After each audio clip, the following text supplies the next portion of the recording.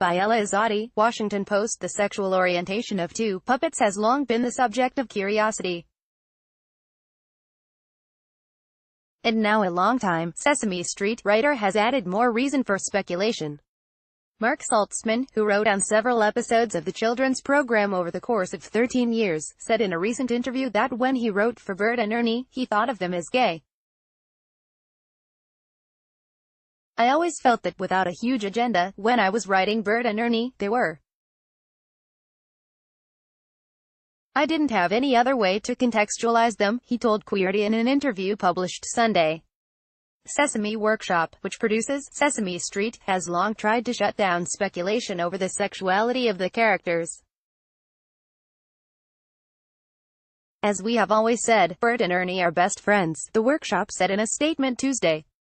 They were created to teach preschoolers that people can be good friends with those who are very different from themselves. Even though they are identified as male characters and possess many human traits and characteristics, as most Sesame Street Muppets do, they remain puppets, and do not have a sexual orientation. That statement is almost the exact same one the workshop released in response to a 2011 online petition asking the show to marry the characters.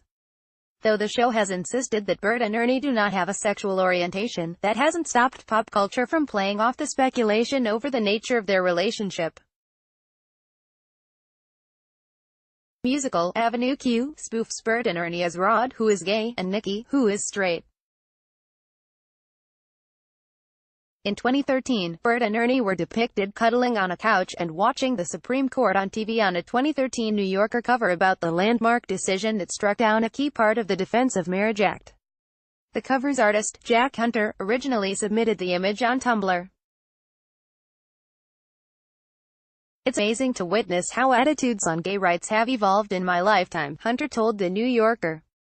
This is great for our kids, a moment we can all celebrate, Saltzman said in the interview with Queerty that The New Yorker cover was kind of indication. He also saw Bert and Ernie as analogs for his relationship with his partner, film editor Arnold Glassman, saying, more than one person referred to Arnie and I as Bert and Ernie. He continued, that's what I had in my life, a Bert and Ernie relationship. How could it not permeate? The things that would tick off Arnie would be the things that would tick off Bert.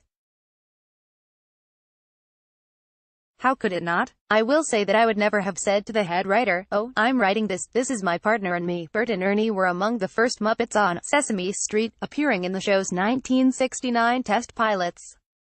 Michael Davis writes in Street Gang, The Complete History of Sesame Street, about the first time Bert and Ernie were picked up by creator Jim Henson and famed puppeteer Frank Oz. According to Davis, Muppets most often evolve in an organic way, and it can take more than a year to figure out their personalities and the right actor to play them. But during one rehearsal in 1969, it became quite clear what personalities Bert and Ernie would have.